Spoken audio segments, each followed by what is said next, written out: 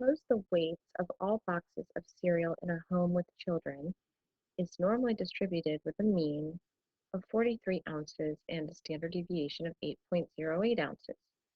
10 homes with children are surveyed. Let X bar represent the average weight of all boxes of cereal in a home with children from a sample of 10 homes in ounces. All right, so we need to use the normal distribution and the central limit theorem to answer this question.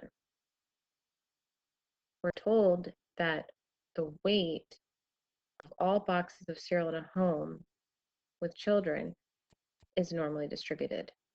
And then we're asked about the distribution of the sample means, which is different than talking about the total weight of all the boxes of cereal in a home.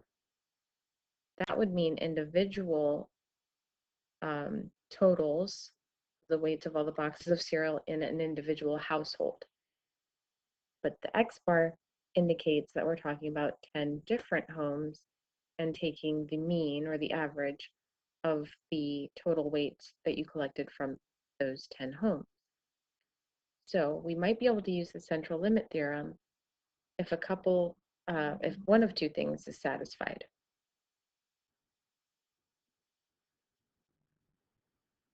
The requirements of the central limit theorem are one of the two listed here. Either the individual values are normally distributed, so that's the original population, or the sample size is greater than 30. Now, it said in our problem that the individual weights of each individual household, the total weight was normally distributed. So we do have that the central limit theorem holds regardless of the sample size. So then we can move to the next step, which is assuming that the random variable x is normally distributed as shown here, so that the random variable x follows a normal distribution, that's x bar rather, follows a normal distribution with a mean that's the same as the original population mean, and the standard error will be the original standard deviation divided by the square root of n.